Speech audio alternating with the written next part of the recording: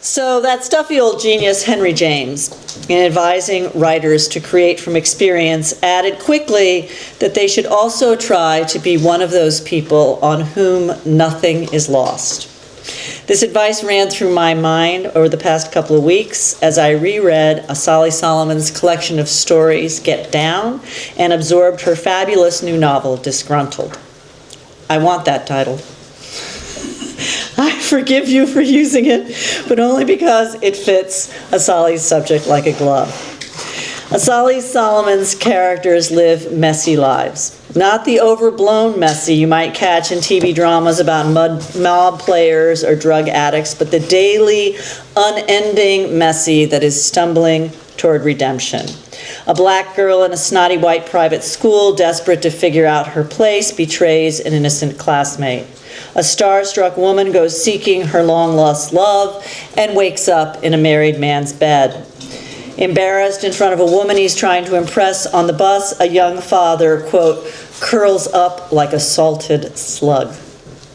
Then there's Kenya of Disgruntled, who tries for years to normalize her unique, absurd, challenging life, to pit it against the temptation her reprobate father issues, to burn it all down. Here's a tiny instance of what I mean by Asali's being one on whom nothing is lost, and I hope this isn't from something you were going to read because I'm stealing a paragraph. It's a description of Kenya's introduction to her all-girls private school, and I just want to share the detail and the really sensuous presence of this moment. Chilly stone hallways, clammy modeling clay, picking impossibly sticky long hairs off her school bag, a school uniform of scratchy bloomers with a navy blue dress called a tunic or a gray skirt called a kilt, a rubbery tasting mouth guard for field hockey, the sound of handbells, what shall we do with a drunken sailor, the distinct sneaker fart funk of the school bus, a gym teacher with a British accent, dreidel, dreidel, dreidel, cupcakes for Trinity Howell's birthday, cupcakes for Catherine Stein's birthday, cupcakes for Sengu Gupta's birthday, body on fire with cold as Kenya finally, after 2 weeks of increasing irritable cajoling from Mrs. Winston, forced herself into the pool in gym class. Asali Solomon, as many here know, taught at Trinity for 2 years, and we have missed her ever since. But she's back to her native Philadelphia, teaching English and creative writing at Haverford College. She attended Barnard College of Columbia University and received her PhD from UC Berkeley and her MFA from the University of Iowa. In 2007, she was named one of the National Book Foundation's 5 Under 35, a distinction awarded to those on whom, presumably, nothing is lost. But certainly, much is expected, and we are honored today to welcome her back in the prime of a career that's fulfilling all those expectations in fiction that is unlike anything that you could have expected. Welcome back.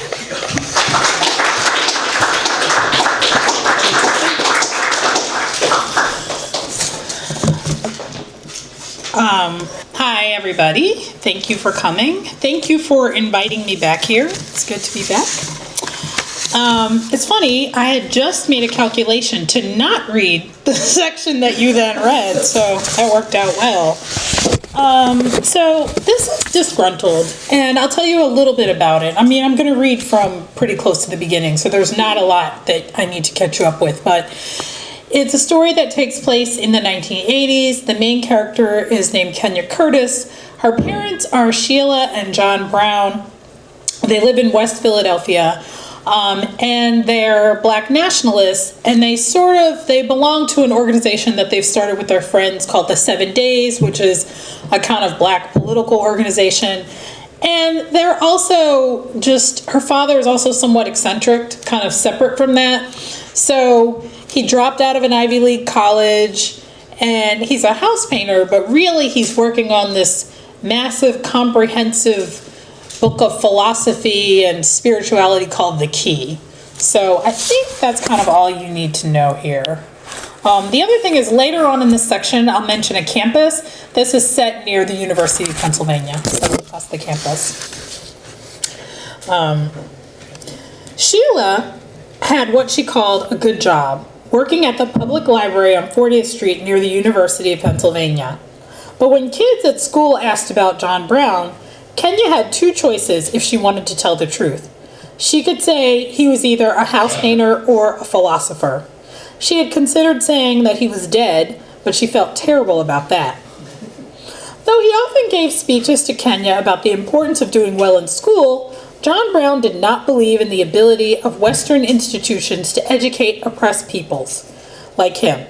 He had attended Cornell University, an Ivy League school, but only, he would remind everyone with a sneer, to escape the draft. He had planned to leave once the war ended, but he lost the chance to drop out when he was expelled for participating in a failed attempt to take over the administration building.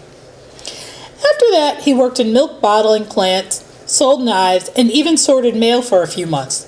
But those jobs were too constraining. Saying he wanted to pursue, quote-unquote, a life of study, he took up sporadic house painting.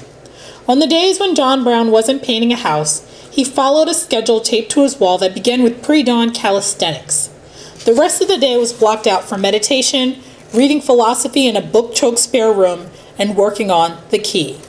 The Key was a contemporary work of black philosophy that would also be a way of living for non-black peoples who were enlightened. It would draw on classical thought, as well as West African and Native American ways of knowing.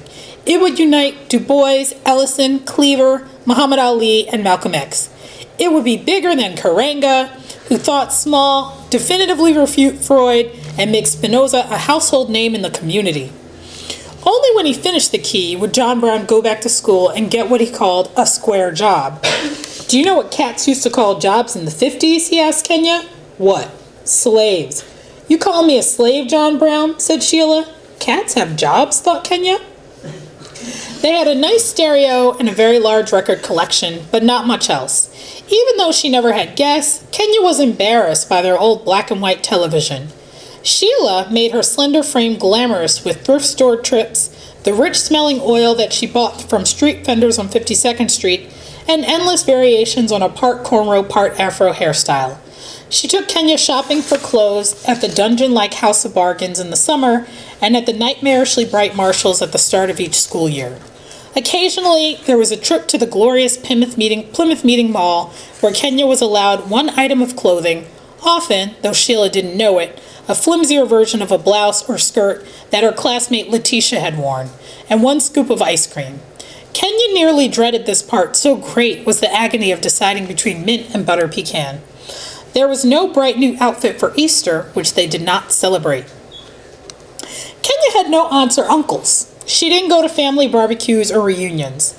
But there were the 7 Days, a group Kenya's parents had started with their friends. The name came from something in the novel Song of Solomon, one of the few books both Sheila and John Brown loved. In Song of Solomon, there was a group of black men who killed a white person for every black person they'd heard of being killed by a white person. If the black person had been killed on a Monday, the Monday man undertook the revenge, killing a roughly equivalent white person, say a little girl, in a roughly equivalent fashion. Just as they were about to strike the blow, they would say, "Your day has come." "Don't talk to her about that, John Brown," Kenya's mother said, when her father told Kenya this story, eyes glinting with mischief. "This doesn't scare Kenya. Wait, are you scared, monkey?" "No," she lied. "Your day has come," she would sometimes say to herself in the dark of her bedroom, shivering with delicious terror.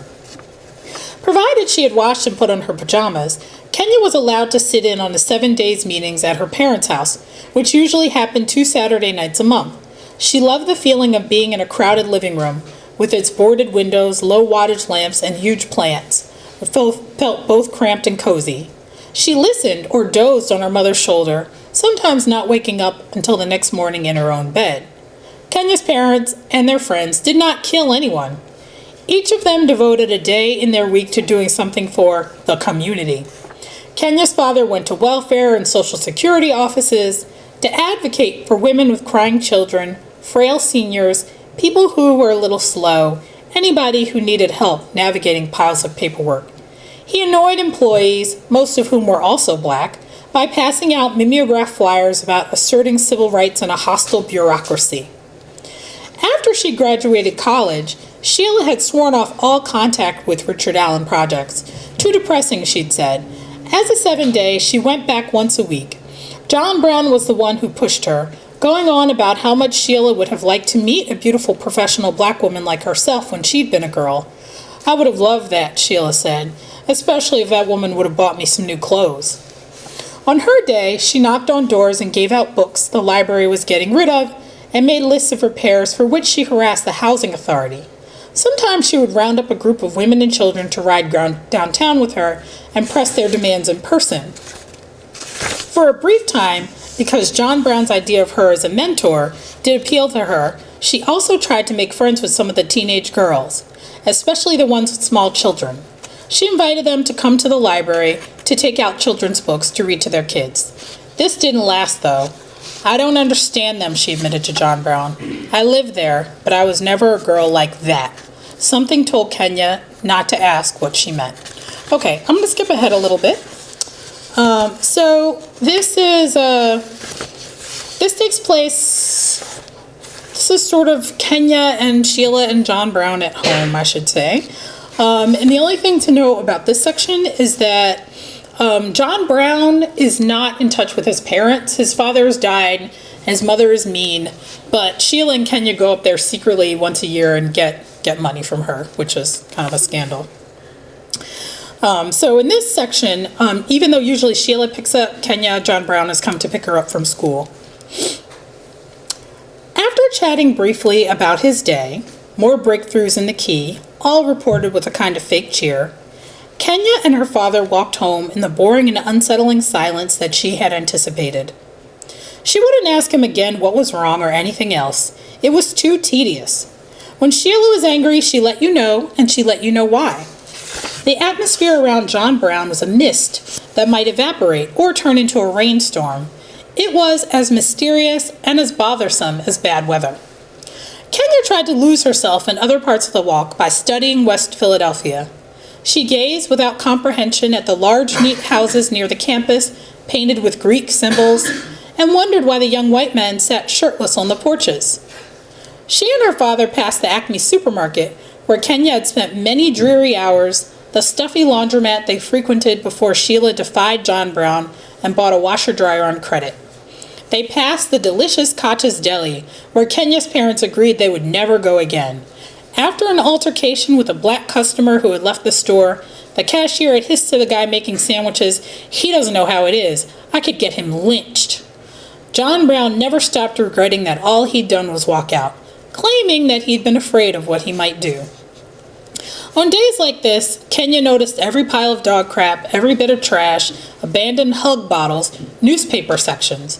She wondered why her family couldn't live closer to the campus where the streets were orderly and cooler. Of course she knew, money and race, but still. These thoughts and her father's droopy and ominous silence made her angry. His slow shuffle reminded her of Aslan, moving slowly with Susan and Lucy to the stone table where he had allowed himself to be killed. But Aslan had made a deal with the White Witch to nobly sacrifice himself for the traitor Edmund. If John Brown was sacrificing himself, what was it for? The house was in chaos. Papers and envelopes covered the floor. Winter coats from the downstairs closet were piled on the couch. Nearly half of the books seemed to be missing from the shelves. Kenya tasted terror. Her father stood behind her, gripping her shoulder. He said her name in an alarmed way, as if he was about to give her an order. Kenya wondered if he had time to get his gun. But then something changed. "Oh, shit," he said, moving Kenya aside and bounding up the stairs.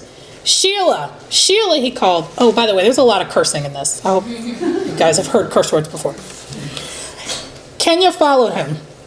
They both stood at the top of the stairs where they could see Kenya's mother in her room, which looked hurricane-tossed. Sheila, who had been known to spend hours folding underwear to pack for trips to the Jersey Shore, was throwing things into her suitcase. "Sheila?" said John Brown again. She did not stop what she was doing. "What the fuck do you want?" Kenya knew they had forgotten her. In a flash, she was looking at the closed door of her parents' bedroom. She heard the lock click. "What's going on?" John Brown asked. "What? You know what the fuck is going on," Sheila screamed, her voice hoarse as if she had spent the day screaming. Kenya stood in the hallway picturing different ways to get into that room. She imagined banging on the door. She thought of falling down the stairs, but she knew she couldn't do it loudly enough without seriously hurting herself. She imagined screaming her voice raw. Then it dawned on her that it didn't matter. She could hear everything they said, though her father was speaking in a low voice. It was all wrong. Usually John Brown was the one screaming, and Sheila was the one you could barely hear. Kenya felt the floor tipping at angles and fell in a slump against the door. I thought you didn't even like that bitch. She's not my cup of tea, you said. Remember when you said that? I should have known. You don't even say that. You don't even drink tea. Sheila, it's not what? It's not what I think. Let me talk, please. Let me explain? Apologize? What the fuck is the point of that? I was going to talk to you about this today. I swear, baby, I was going to talk to you about this today. How could... Sheila, it's not what I wanted. You know it's not what I wanted, but I think we can work this out. Stop now. They had never fought with their hands. Kenya stood up and banged on the door. Mom! Baba! Baba! She yelled. No one answered her. She heard only an occasional curse, scuffling, and a slap. A dull thud. She slid down the door and sat on the creaking wood floor. She wanted to go somewhere else in the house and ignore them, or even walk out the front door. That would show both of them, if they ever came out of that room. Their muffled voices started up again, and she covered her ears and hummed. Then she started singing all the songs she knew by heart. Songs she liked, My Cherie Amour, and songs she hated, Ain't No Stoppin' Us Now, to which the 5th grade had to perform a humiliating dance on May Day. Songs that made no sense, like Here's My Chance to Dance My Way Out of My Constrictions. She was trying to sing a solo fugue when the door whipped open and she fell backward. Kenya, her mother yelped, and then abruptly leaned down, pulling Kenya up into her arms. Her eyes were ringed with black. Kenya hadn't known she wore eye makeup. It made her cry. Shh, Sheila said. Shh, it's okay. I'm going to make dinner. Hi, monkey, her father said. He still stood in the room amid ruins. Are you going to get a divorce? Mumbled Kenya. Kenya mumbled into her mother's chest. She couldn't believe she was asking this, that this was happening. I'm sorry you heard all of that, Kenya. We're all going to sit down and have dinner and talk, said Sheila. John Brown and Sheila moved stiffly about the downstairs as if there was some danger of their touching. Kenya stood staring out of the window like TV characters did when they were thinking about something weighty. But all she could see were the boards. Sheila had gone from suggesting dinner in a calm voice to slamming pots in the kitchen, as if she'd just remembered reality. John Brown came over to Kenya and smoothed her cornrows. You're my life, he said. But apparently she wasn't. It seemed that John Brown Curtis and Sheila's best friend, Cinda Lou Matthews, had fallen in love, and that Cinda Lou Matthews was carrying John Brown Curtis's baby, Kenya's brother or sister. At that, Sheila snorted, half, as they sat at the table picking over spaghetti. Don't be like that, Sheila, said John Brown. We're not like that. We're not like my mother. It seemed crazy to Kenya that John Brown was still talking. She nearly emptied the canister of powdery Parmesan cheese onto her plate, stopping only when her mother said her name sharply. So, are you going to get a divorce? Kenya asked again. Her parents looked at each other. John Brown cleared his throat. Well, now is as good a time as any to speak to you both about something I wanted to ask. If Kenya had been older, she would have seen her mother's eyes fill with anticipation and the hope that whatever John Brown offered would save them all. As it was, all Kenya saw was a withering glare. Not that it mattered given what her father said next. With your permission, Sheila and Kenya, I'd like for Cinda Lou and the baby to move in here. I'd like for us all to be a family. What did you say? Sheila asked. She dabbed at her mouth with a napkin and looked genuinely as if she hadn't heard, as if she was asking for a small clarification. Did you say cream or sugar? Lemonade? You want me to pass the lemonade? Well, Cinda Lou and I have been going to some events at the Yoruba temple and, oh, you actually go out of the house. Glad to hear that. And I don't think the temple is for me. I mean, organized religion is organized religion, but some of the families in the traditional African, get back to the point. So, you want to move that bitch and her bastard up in here, where I pay the mortgage. I'm not understanding what this has to do with the temple. Because from what I know about traditional West African polygamy, Lord Jesus have mercy, the man supports the family. No, brother, I make the money. And here she laughed. What you're proposing is pimping. And Sheila, John Brown said, I'm not a whore. Kenya was tired of crying. Her head hurt. She was thirsty, but the thought of apple juice on her tongue made her nearly hysterical. Her mother looked at her across the table, her purple skin and wide brown eyes in a gorgeous blaze. No, Kenya, she said, lowering the volume and sweetening her voice with a flourish. Your father and I are not getting a divorce because we never got married. Sheila, John Brown yelled, stop saying my name. Kenya felt sure that she'd never been more miserable. Then, as if to make herself feel worse, to see how much she could stand, she fell again into the memory of her friend Charlena and the girl's fears about her parents breaking up. Kenya remembered how smugly secure she'd felt about John Brown and Sheila's marriage. Marriage! Now Charlena's mom was pregnant and their family was moving to a bigger house. But you, Kenya tried again with her parents, we thought it would confuse you. Also, I don't know that we ever agreed on the whole setup. So your father, this principled man here, doesn't believe in marriage. He didn't see why the government had to be involved in our family life. He didn't need a piece of paper to be committed to us, he said. But maybe, if I ever speak to that bitch Cindaloo again, I should tell her she needs to get that paper. John Brown rubbed at his temples, staring down at his plate. This wasn't what I wanted. This wasn't what I wanted at all. This wasn't the way to go about this. Go about what? Is there a way to go about cheating on your wife with her friend?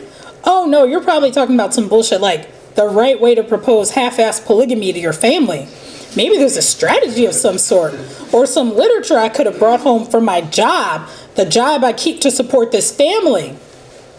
Something, Kenya wasn't sure what, switched over and her parents assumed their normal fighting positions.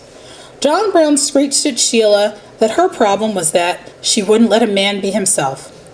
Sheila asked calmly what John Brown thought a man was and how he thought the definition applied to him. John Brown said this was exactly the kind of conversation he never had with Cindaloo. Abruptly, Sheila said, I see your mother every year and she gives us money. John Brown clenched his fists. I need to go, he said. I just need to get out of here because otherwise, so go! But he didn't, not just yet. The three of them sat trapped, not eating their cold spaghetti in the dim dining room. By now, it was probably night outside, but Kenya couldn't tell. Thank you.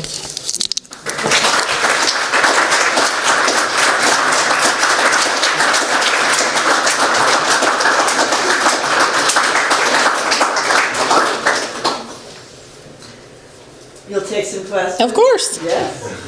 So, that was really well question. Yes.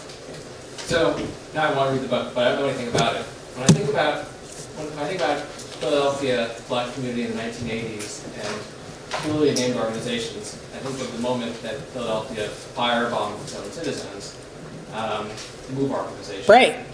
Is this in any way related to that? Or It's not, it's not. how's- So the move bombing is in the book. It's sort of parentheticals because it's something that the family and their community is really interested in. But I think there were a couple of interesting things about MOVE.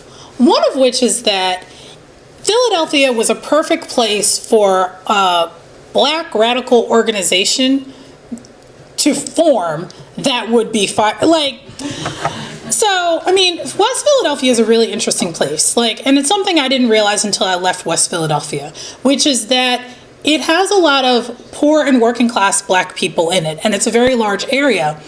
It also has a really strong hippie, vegetarian, spiritually seeking, philosophically interested, autodidactic thread. So there are a lot of different kind of community organizations and there's a kind of, I long before, I heard about why it was a good idea to drink room temperature spring water out of a jug instead of drinking from the faucet. My aunt was doing that, her job was braiding hair in African styles. So it has a very rich, eccentric culture, left culture.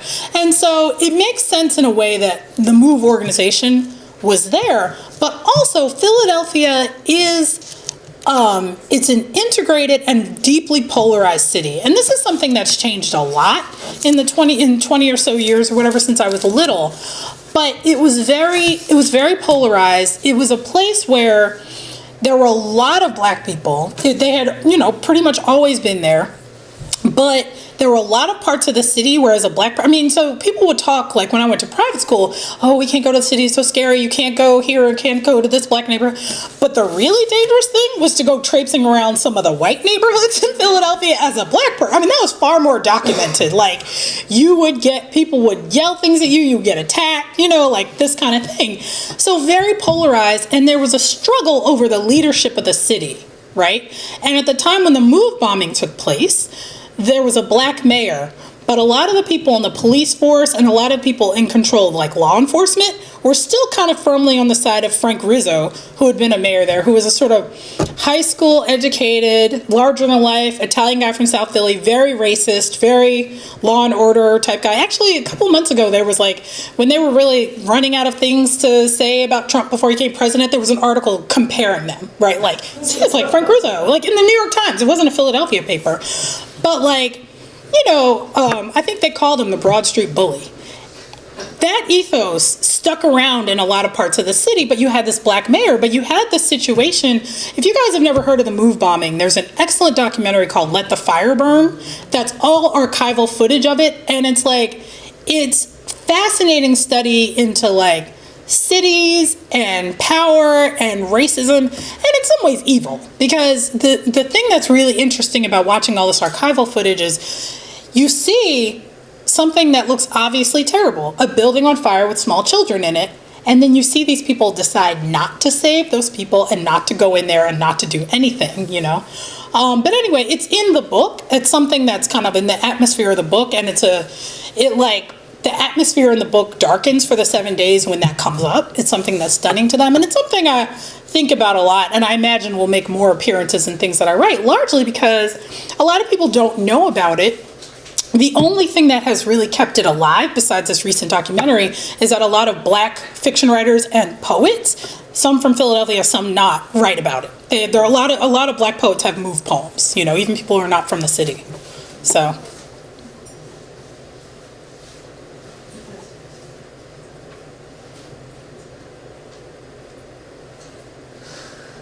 The awkward silence. I know.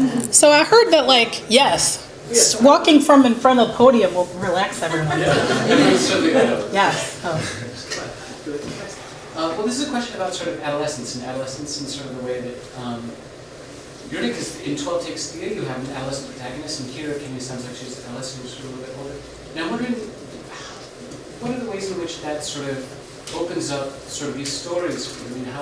How is that sort of a useful sort of strategy for you? Because I know that it's sort of like, it's an older consciousness, obviously, sort of writing, it's third person close. Yeah.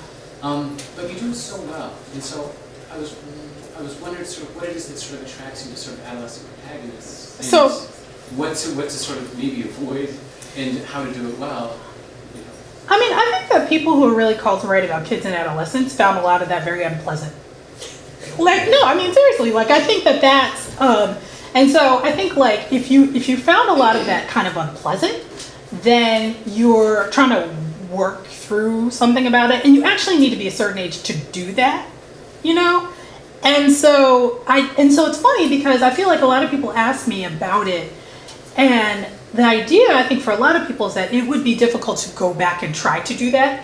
But if you kind of still, if some part of your brain is still stuck there, then it's a lot easier, And so I've written a lot of things about children, and she starts out in this book, she's like 7 and goes up through adolescence.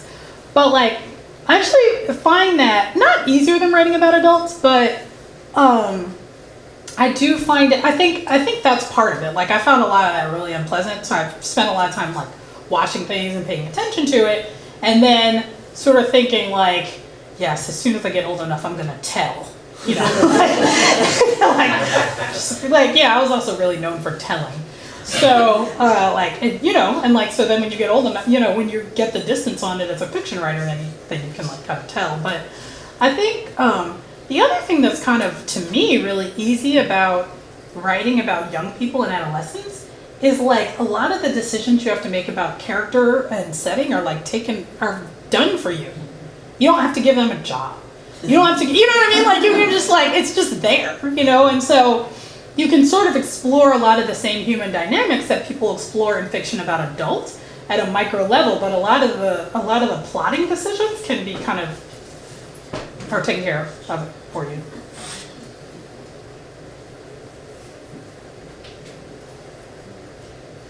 We had questions in my class. I'm expecting them to come. Yes? This is a silent group. Okay, so now the third professor has to ask you a question. So I'm going to follow up on Ethan's though, because you read from the early part of the book, and having finished the book, I know that Kenya basically, it isn't just adolescent. She really grows up. Yeah. She's really grown. Right. Right at the end of the book, which requires you. I mean, some of the kind of there's really uncomfortable laughter I found when you read this scene, because it's a really serious scene. It's terrible things happen to this family, and yet because it's from the child's perspective, and there are things that we sort of don't understand, there's that laughter kind of comes in that gap, right, between what's going on between the adults and the, you know, like she'll throw herself down the stairs. Right. But what that requires is for you to age the idiom, right, of the story, so that by the end of the book, Right. the idiom is that of an educated young woman as opposed to that of, you know, a 7-year-old or a 12-year-old or 14-year-old or whatever. And that is something that I suspect very few people in this room have tried to do. Mm-hmm.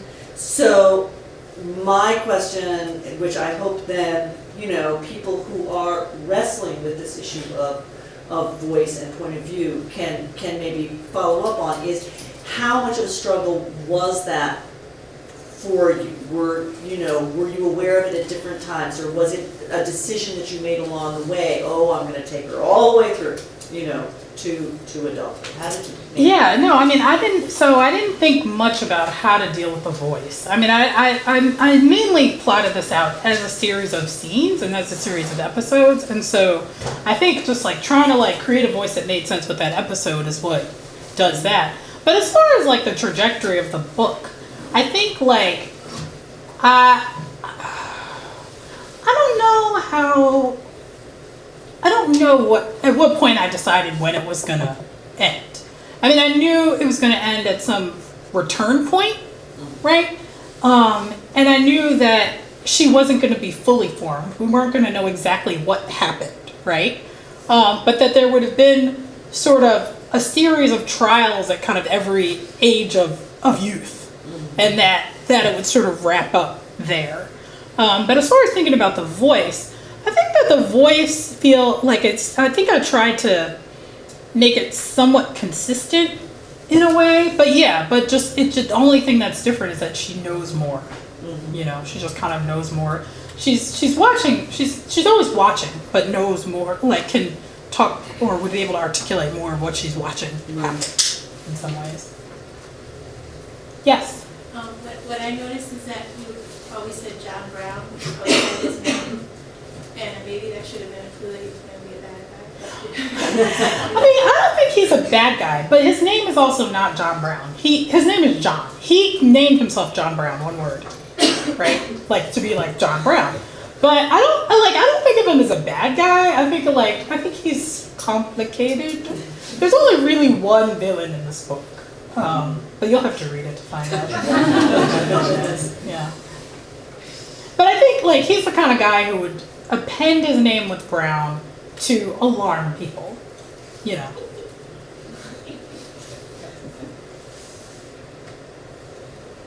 Yes. Can you say more about the relationship between your short fiction and your novelistic endeavors? So I mean, I think like, you know, I was talking to Ethan's class about how horrifying it was to try to write a novel after writing short stories, because I just thought like it just seems so hard because novels have to have a real plot and stories can have a little bit of a plot and that will get you through, you know.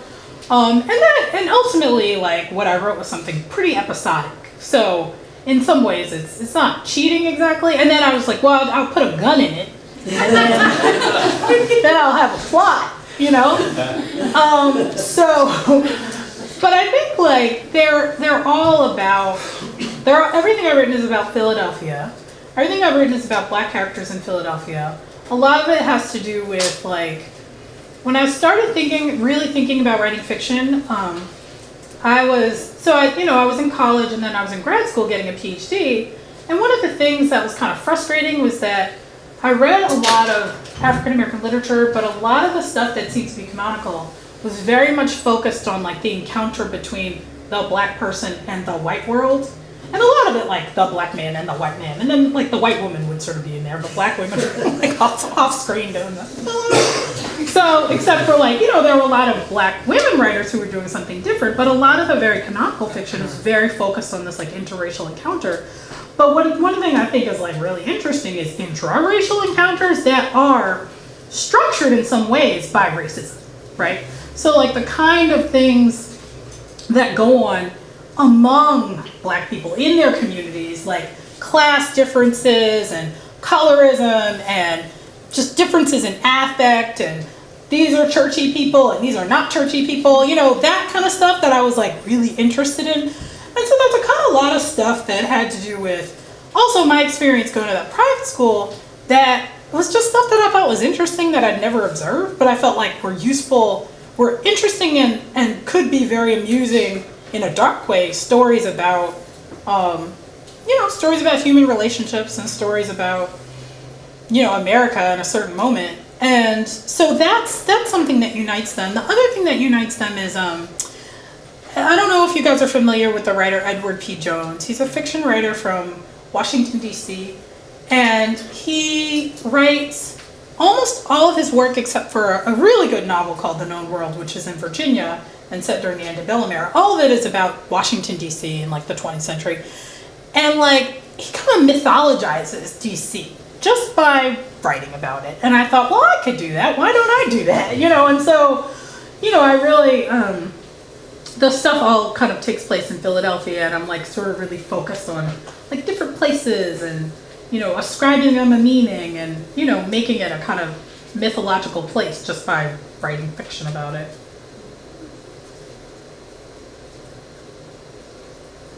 Yes. So obviously what you just read to us was in the third person, but then in 12 takes that's in the first person. Do you have preference to what you read? I want to say no, but I'm pretty sure that 12 Takes Thea is the only first person story in the collection. So, and then there's a second person story. So I think and it's funny because I remember I used to write probably more stories that didn't make it anywhere in first person. And I remember when I was in the MFA program, people would talk about first person like it was some new exotic experimental technique. And I was like, that's ridiculous. But then apparently some part of me must have listened to that. First person is just, it can be difficult to, if you are actually writing about young people, but you're not writing fiction that's necessarily for young adults, it can be very difficult to write in first person because you need to give the reader a way to be able to have a perspective that's broader than the perspective of the young person speaking. It is done well, and it can be done well, but it's just, I think it's for me, it was that would have been harder to do. And I also find that sometimes I'm really interested in humor, and sometimes you can be a lot more subtle with your humor with third person, right? Because you can sort of gently poke fun at your character in a way that with first person, it has to be much more voicey, right? So Sherman Alexie, for example, is a writer who writes a lot of hilarious, Junot Diaz too, really funny first person stuff, right? But it's very voicey. It's very tactile, I'm not disparaging, but very much performative in a way that can be harder to do. Yes. I understand that a lot of your stories are about young African American women. Do you think you're gonna go go into more intersectionality with maybe adding different types of minorities and seeing that sort of thing? Or are you going to stay focused with African American? I mean, I don't think, like, I think, yeah, I mean, I don't know what I'll write about, but I think most people probably write about their, whatever they've got going, you know? So, yeah, I'll probably write more about what I've got going. I don't feel like that subject's been exhausted, you know?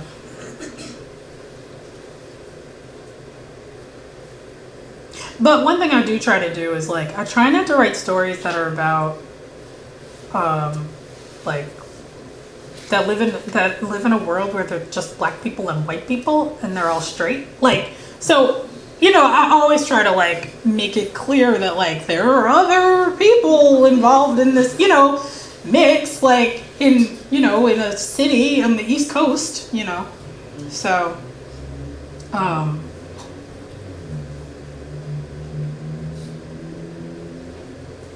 questions? Last question? You know you want to ask. there should be one last question. There should It's be. too sad if there's, yeah. Do you, like, obviously you don't know what you're gonna write about next, but do you think you're gonna stick with Philly, or are you gonna try for a location? The idea I have now is like another Philadelphia idea. I think like, yeah, I mean, at some point in the future, I mean, I've lived a lot of places and some of them were interesting. But I think, and I'm not talking about Hartford at all, but like, I mean, no, I'm not saying, but I'm just saying it's not like, what I'm saying is like, I've lived places much more colorful. And so I imagine that, you know, at some point that should come into it. But like the idea, the novel idea now is like Philly, but I think it's going to be a huge change. It's going to be in Mount Airy, which is a totally separate neighborhood from West Philadelphia. You have to get on the highway to get there, so I'm really going to shock my reading public with that one. Is anybody here from Philadelphia? Oh yeah, right. So you know, I mean, that's just, yeah. And I guess, you know, in Philadelphia, I've written a lot about the suburbs. This, you know, the Philadelphia metropolitan area, or whatever. Okay, well, there are books, novels, and short stories, and I suspect that Asali could be persuaded to sign some of them. Yeah, of course. Yeah, and if you have other questions that you weren't willing to ask publicly, she'll be here, and you can, you know, come and ask those. Thanks very much. Thank you. Thanks a lot.